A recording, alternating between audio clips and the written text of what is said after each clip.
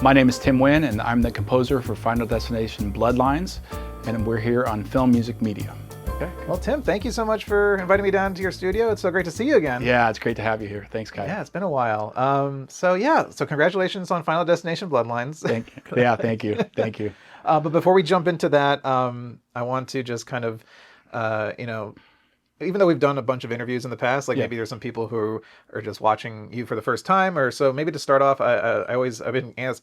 I don't know if I've been asking this question since the last time we talked, but I like to start off this conversations with this question. You can take it at face value. You can be existential and deep and meaningful with it. But as a composer, as a human being, as a storyteller, what does music mean to you? I mean, it kind of just means everything. It means emotion. It means life. It from an early part of my life to now, it's always been a part of it, whether it helps me tell my own story. When I would be biking when I'm a young kid, I would hear music, I would write my own music. It's always there with me, and I think it takes life and it just enhances it to the nth degree. Yeah, absolutely. Yeah. So I know we've covered this probably in past interviews, but do you remember a point in your life, was music always part of your life, or was it this aha moment while you were little that you're like, oh, this is something I'm really gravitating towards, or is it something that happened gradual? I mean, I don't know if there was an aha moment, but I believe there was I taught myself piano probably starting at 5 years old, started writing music probably around then. I just wanted to be a rock star kind of thing, kind of like air guitar, started that. So as I got into high school, that was a little bit more prominent, where started forming bands and started meeting mentors that kind of started guiding me down the film scoring path. Yeah. Got me to the USC film scoring program, where I worked with Buddy Baker, Chris Young, Elmer Bernstein, all the greats. And it really went from there, going on to working with the Roger Corman thing, where, James Horner got his start, and Chris Young as well got his start. So it was just kind of a progression from there. And, this little movie met to that, and here we are. Yeah, here we are. Yeah.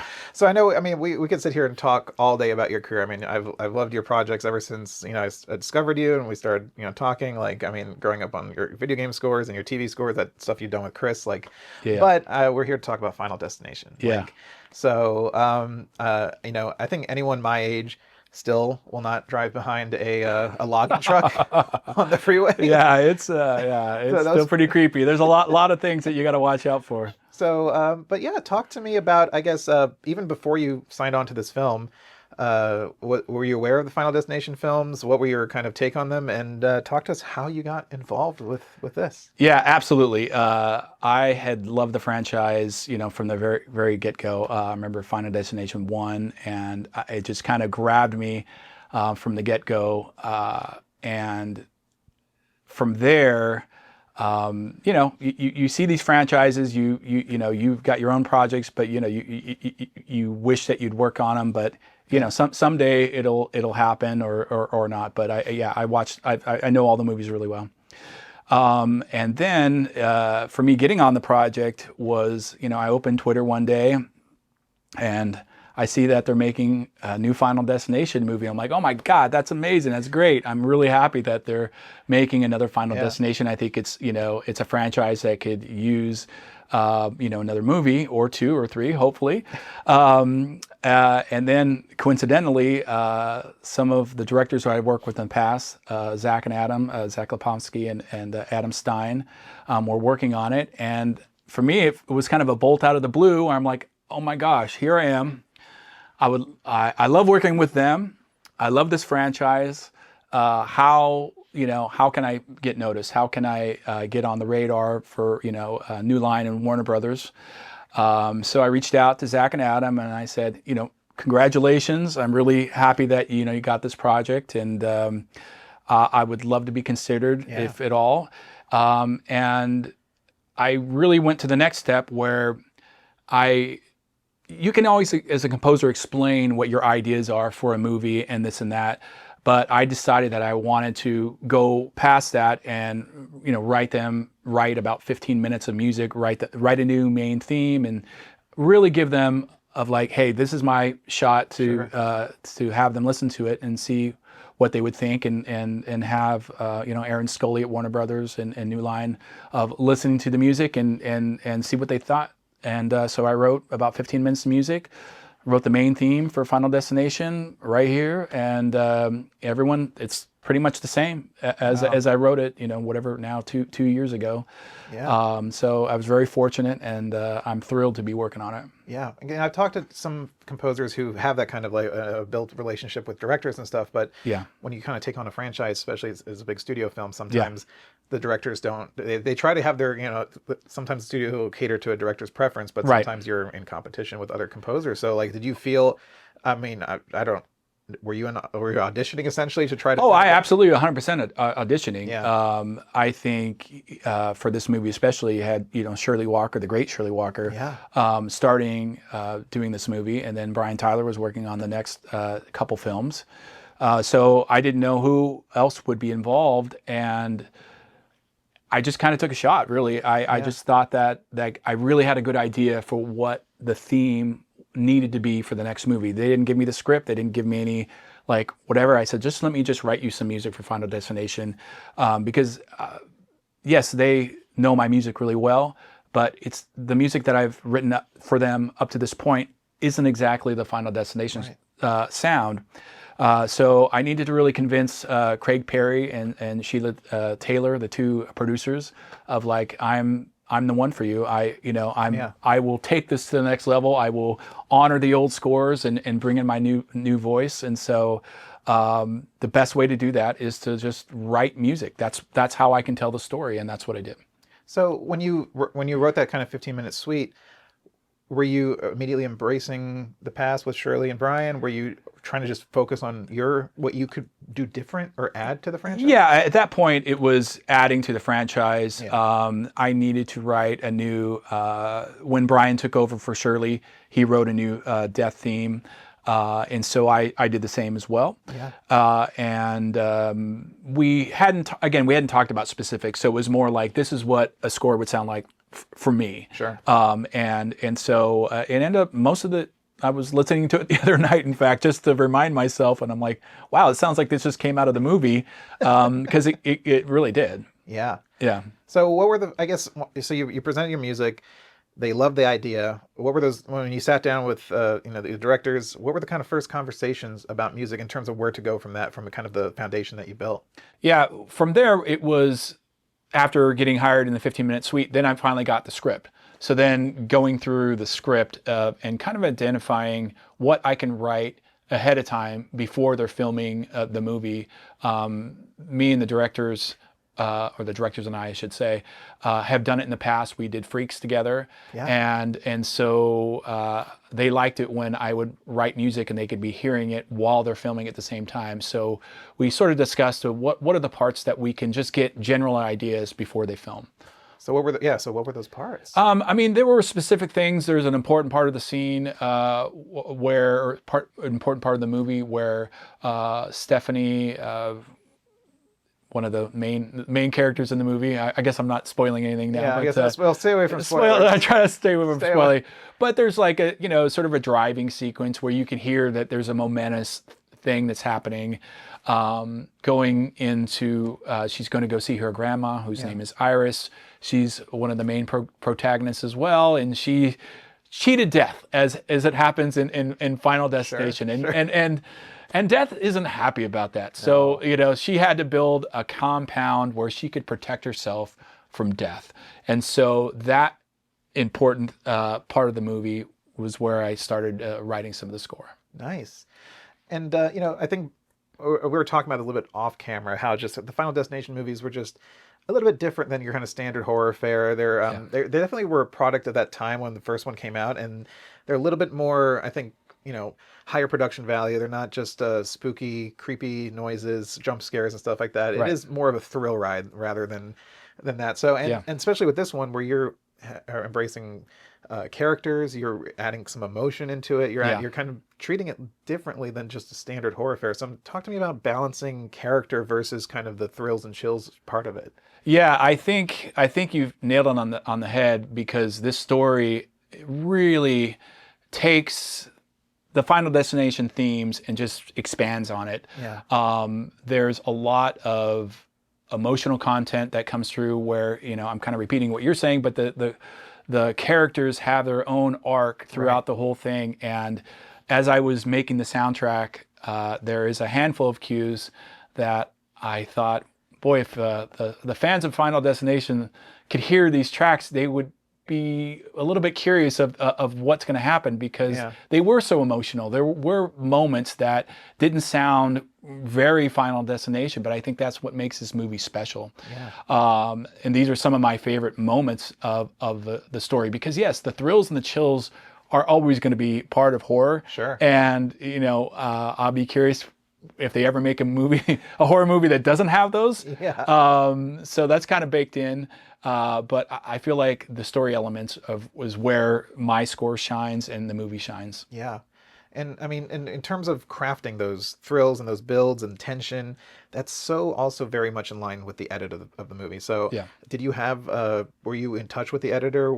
How did you deal with picture changes, conforming in that? Was it challenging to make sure that the structure of whatever you guys built with the edit and the pacing, if it changed, like, could that easily have been lost and you had to kind of rework things? Yeah, no, absolutely. Definitely have, throughout the whole process. I mean, I was brought on before they filmed it, during the filming. I mean, I was in all of it.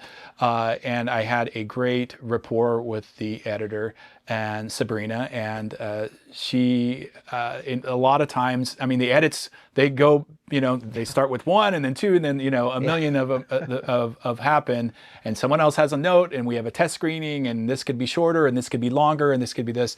It even got to one place where, as I was talking earlier about how Stephanie was driving a scene, and near the end, right when before we were going to record, they took out, I don't know, 10 frames or something like that. That's enough. And it was enough, and it changed it. And then the directors were like, something doesn't feel right. Well, I'm like, well, because it had a very 4/4 organic vibe going on, and then I had to throw in a 3/4 bar to make it work or something, whatever. And I just said, can you just put the 10 frames back in, and we will have it exactly timed, exactly how you want it going back. And so, yeah, they listened to me, and it's no problem. And everyone's like, oh, wow, we're so happy that happened. But yeah, we had those sort of conversations all the time. And the directors and Sabrina, they were fantastic about hearing everyone's critique about doing it. They weren't just like, this is exactly how we want it and whatever. It's like, how can we make the best thing possible from the music aspect, from the sound effects aspect, from every single thing. So the best movie is definitely going to get to the screen.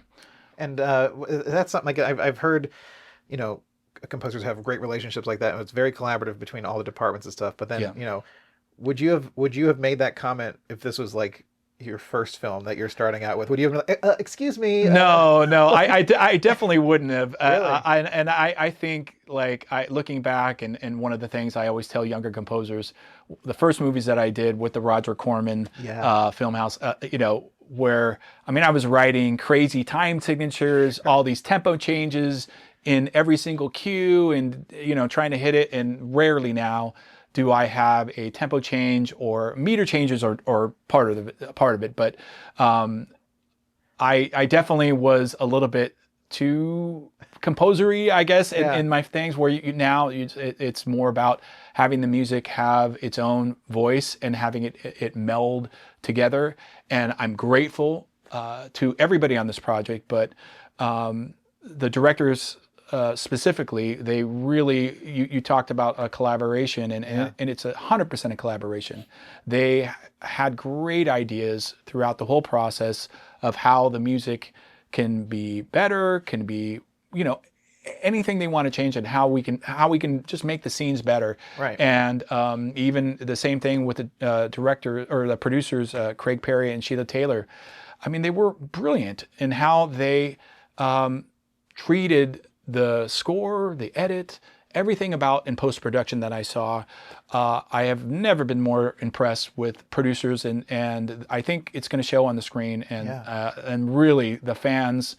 We always had them in the back of our mind, or the Final Destination fans. We really wanted to make sure that they were heard, that they got everything they needed. All the test screenings, they'd raise their hand and we need more blood, or we need more this, and when we listen to their voices, and I think they're going to be in for a treat on May 16th. Yeah, absolutely. Yeah. So I think another thing that people don't talk about, maybe in terms of, especially with horror and thrillers, is silence is also a huge thing. Yes. Especially when building up to moments and stuff like that. So talk to me about, I guess, like spotting the film, and how did you talk about where not to use score? Yeah, and I think that's a great point that isn't brought up enough. Yeah. I think I first heard that at USC from Jerry Goldsmith, who I didn't mention as one of my mentors. But he definitely was, and his main thing, his hill to die on, was silence. Yeah. And he talked about, I think he was talking about First Blood, and I don't know if you've seen First Blood in a long time, the Rambo movie, but Entrada just, I think, released a remastered version of it. Oh, I mean, the score is brilliant, and he doesn't. In our circles, he does get the credit, but I think in the greater zeitgeist, he doesn't get enough credit for that score. But I remember the first when Rambo escapes from that town for the first scene, the music comes in at a very strange place. It doesn't come in at all where he's like, getting out of the police thing. It happens when he's on the motorcycle on the way out, and Jerry's spotting is magical all the time, and silence, having it be a part of the score, is very important, and I tried to push for that as much as possible, and we were able to achieve it in many places in this movie. So we definitely thought, like, hey, let's pull back, because I am not that person that says the movie is 120 minutes and if you have 120 minutes of score for that 120 minutes film, I think you've missed something. Yeah. In my opinion. Absolutely. Yeah. And even though that you were on early and you working with these directors, was Temp Music used at all to help structure scenes, or were you able to kind of avoid that by giving them that suite and kind of like giving stuff beforehand? Yeah, in places I believe it was just to help with the edit. But yeah, definitely having that music ahead of time. Ron Webb, who was our great music editor, he put my music all over the place, and so we were able to like take that 15 minutes and expand it, and so it really helped get the conversation going of how my death theme was going to work, versus what Shirley did, what Brian did, right. what it was, and it really. Getting the pacing down, I think, the temp music sometimes. I mean, having my stuff from the ahead of time was really helpful in seeing, what worked and what didn't work. Yeah. Yeah. And you mentioned Shirley and Brian, and I know we mentioned them earlier, but yeah, the film is Bloodlines. It is creating a through line throughout this franchise. How did you want to incorporate Shirley and touch the music, Brian or Shirley's music that came before you?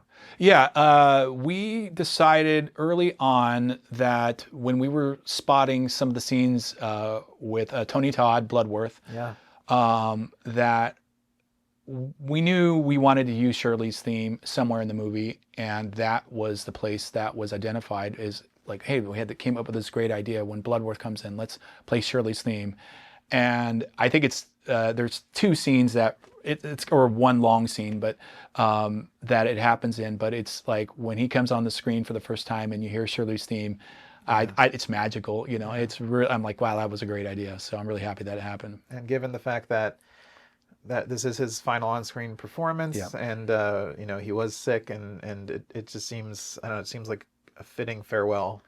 It was, and we knew when we were spotting it that he was in hospice at the time, and he was going to die at any moment. And we had a month before recording, and so it was imparted to me to make sure that this is a suitable farewell.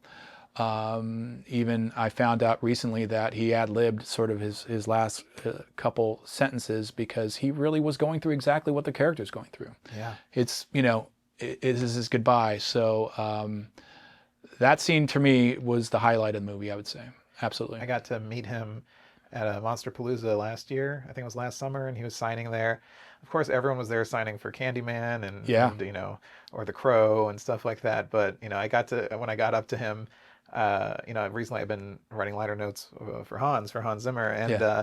we just expanded The Rock. And for me, growing up, his side character, one of the Marines, was like always one of my favorite. Yeah. And I got to tell him that we did it, and he was so like thrilled. He had no idea, and Yeah. I killed myself that I didn't have a copy for him. Yeah. to, Yeah. to Yeah. give to Oh, him. that would have been perfect. Yeah. But I told him like, well, this is you can find online, like blah blah blah, and he's like, oh, thank you so much. So it was cool. He was very enthusiastic about it. Yeah. Yeah, he was great. I mean, I haven't had a chance to meet him, and so for me, this is my, sort of way of saying thank you, and I appreciate you, Tony, and when we recorded it a month later, and he was passed by then. I mean, we really felt it. I mean, we felt his presence in a way.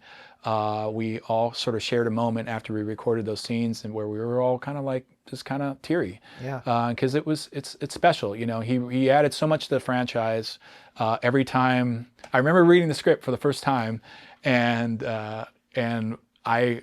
I'm not lying either. It's like when I read it, when Bloodworth came in, it's like I was like Bloodworth's coming, so because they didn't really tell me anything about the movie. They just said here's the script sort So of you're thing. just reading it as a fan. I'm reading it as a fan, and I really kind of gave myself a silent high five when he came in, and I was excited that he was part of it because he just added so much. So yeah, to me that was a really important aspect of Final Destination Bloodlines, and again I've said this before, but I think fans are really gonna love that part. So Absolutely. And you were telling me that you had another awesome kind of the universe putting things together in terms of Shirley Walker at the sessions. Talk about that. her son is a double bass player, great guy. I didn't know about it ahead of time, and he came to me after session, and they said, "Oh, this is Shirley Walker's son." I'm like, "Oh my God, what?" The universe is just like hitting us all. And he was speaking about that scene. He, when I did use Shirley's theme, in that part of the movie, it just like. It was amazing for him. So for me, it just kind of brought everything full circle, and I'm so grateful that he got a chance to play on the score and play his mom's music.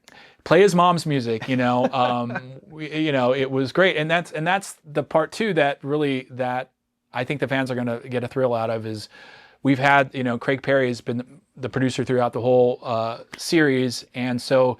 He holds it like his baby, and so everything that we're doing is so authentic to the franchise and the series, and I feel like we're rebooting it rather than it's number 6 in the franchise and it's just kind of taking off. I think this is a special. I'm biased, of course, but I really feel like this is going to be a special get going for this. And the fact that Craig is involved doesn't make it feel like it is kind of like one of those cash-ins where they're just taking an IP and just trying to right.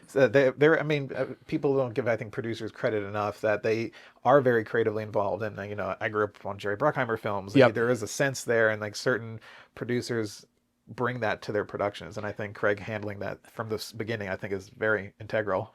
Craig and Sheila were there every single moment. Sheila, any time that we had a meeting on anything, they were there in the room. That's very odd, I would say, in my experience. It's not as common as you would think, because they're broad strokes, right? Sure.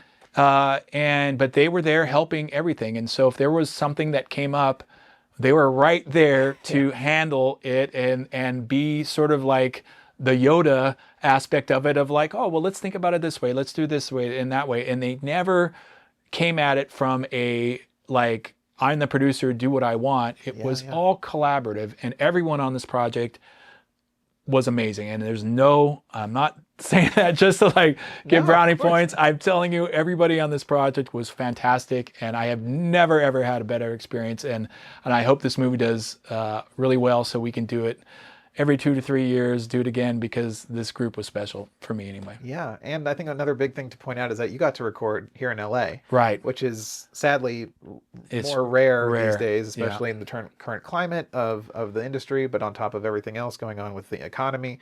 A lot of scores are recorded outside of LA for cost purposes, but talk about doing that and how important was that for you? Right, and I think, when I did get hired and I was talking to the head of music, Aaron Scully, and I said, okay, well, I'm ready to record in London, Prague, wherever it is that you want to do. And then she's like, no, we record in LA, period. I was like, fantastic. I can't wait to do it. I've done some, obviously recording at my studio, but working at Warner Brothers, I've done a few things, but no really big projects on. So I was thrilled to, work in the same place where they did Jurassic Park. And I mean, I literally every movie that we've ever watched was recorded there, and being able to work with a lot of the musicians that I've been with for 30 years now. So working at that stage, and they did all the other Final Destination scores there as well. It just felt right, And then the musicians were amazing, as they always are, and I'm just lucky, And unfortunately, the postscript to it was that 3 weeks later we had the LA fires, and probably about half the people that recorded on the score lost their house, or they got had to be evacuated, and that was during post-production for us. So that was a whole nother thing that we had to deal with, and Burbank area was spared, but the areas right around it, right around Warner Brothers were not. And so there was a lot of times where we thought Craig was going to lose his house, and Sheila and everyone that we have been evacuated. So that we finished on time, hopefully under budget. They don't share with me all that information, but on budget. They were good, and I mean, it's that we've gone through it, I think, in this town. Like it's been tough, and the fires were. I work in animation. I'm at Warner Brothers as well, and we have so many artists that lost their homes, and so many people, and people are kind of also just kind of scraping by as it is now. I mean, it is tough. It is tough out there, and it's been tough. It was tough. People were very grateful to have the work, and so it was really special working with everybody, and they were. Not at all.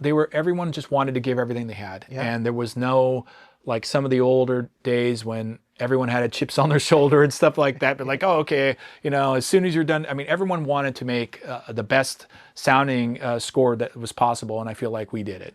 And I mean, there was times where, we were going, oh my God, we're going to go way over. We have so much music to record, and we're never going to get it done. But these musicians, being some of the best in the world, if not the best, they got it done. And we had 5 minutes at the end to make sure we take pictures and just shake everyone's hand, and everyone was glorious. Yeah, absolutely. Well.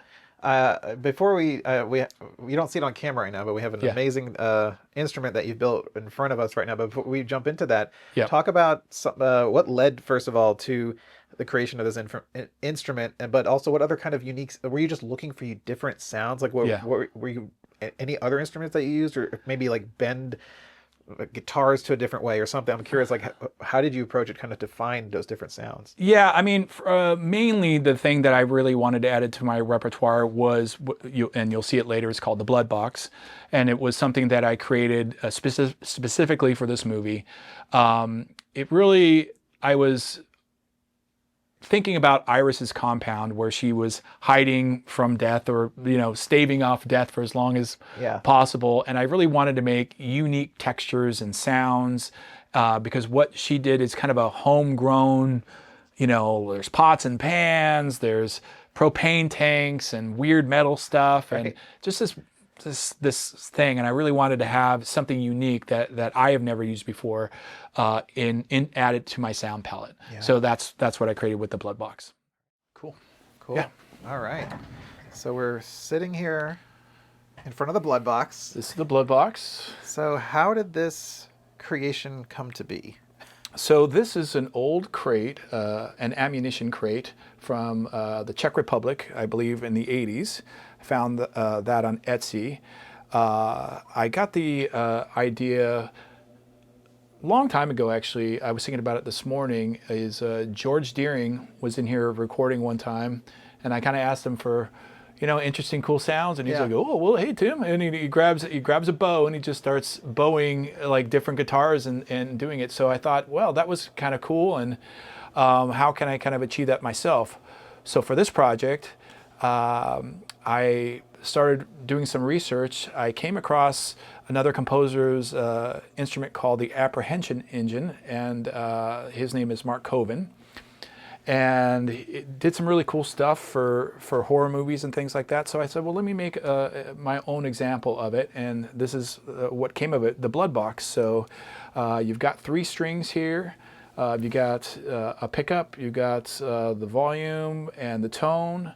You've got rulers, nice for adding different sounds. You got springs that you can bow and strike and all sorts of things. You've got this end pin thing that, you know, you have contact mics in there as well, so it's not just a pickup. So you don't necessarily need reverberating things. Like anytime you hit the box, you kind of come up with this interesting sound. Yeah. And you just record a lot of different things, and you kind of get what you get, and you kind of create. You can really create these cool textures to add to the orchestra. So it's not like it doesn't sound like anything else you've ever heard before. Right. You know. So that's what I was going for. So you're kind of using this more of just like a little seasoning.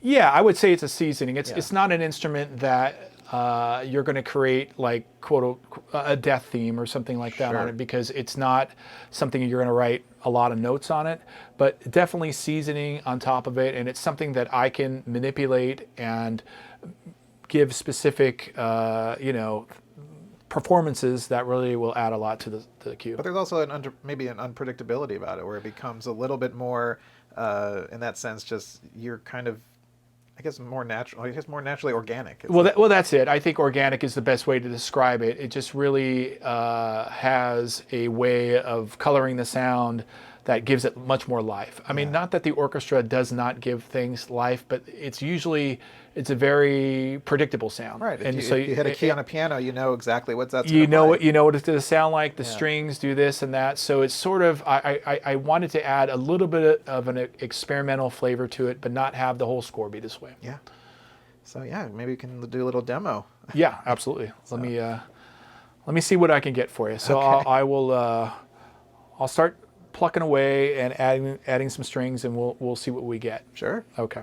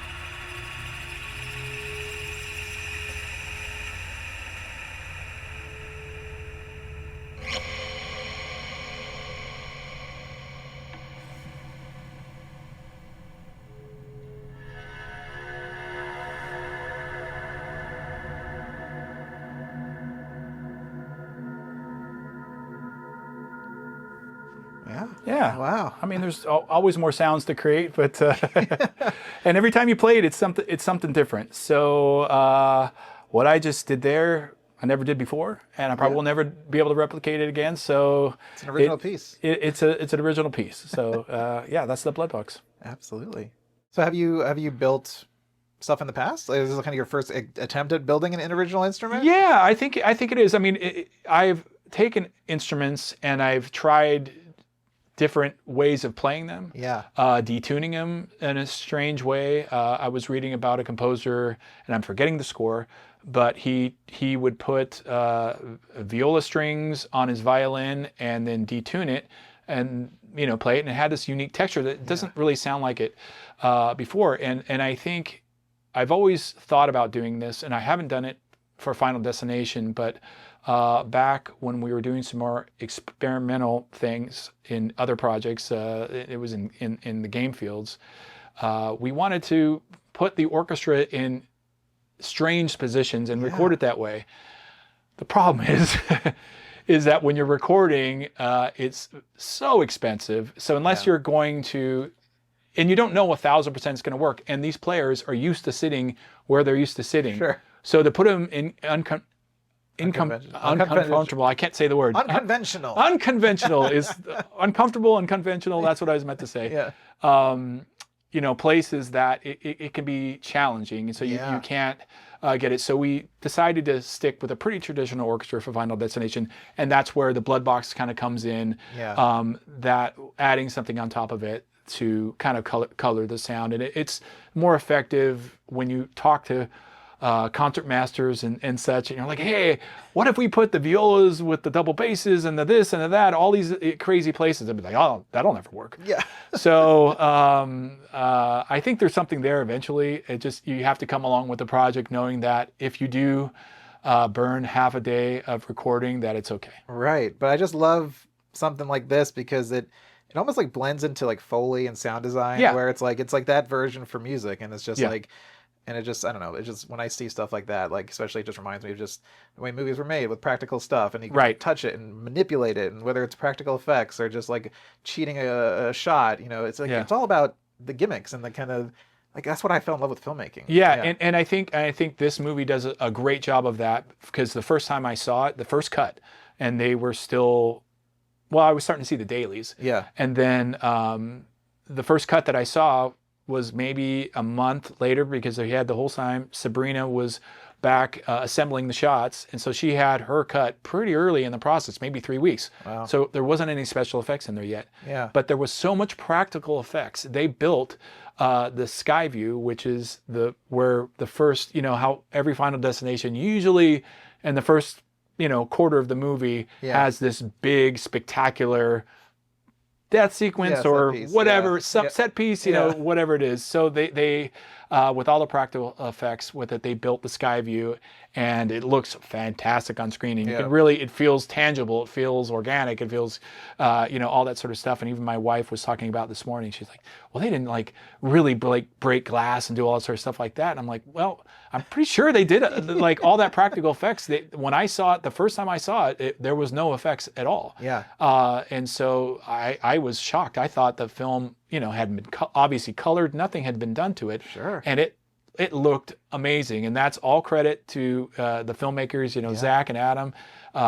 It was really fantastic. Yeah. Well, Tim, congratulations on Final Destination Bloodlines, and it's just always been a pleasure to come and sit and talk with you. And thank you for demoing the Bloodbox, and hopefully it makes appearances in some future Tim Wynn scores. Yeah, thanks, Kaya. I really appreciate it, and I hope this leads to bigger, better things, and more importantly, I just want this so the fans know who's behind the sound, because they are so precious. Some of the first tweets that or whatever, when they found out that I was doing it, they were like, they know Shirley Walker can't come back, but they love her scores, and I love what she did for the movies as well. And I am here to shepherd you through the next, hopefully, few things, because I love those scores too, and we're doing everything to honor the legacy of it, because Final Destination as a franchise, it's living again, and I'm excited about it, and I'm excited about being a part of it.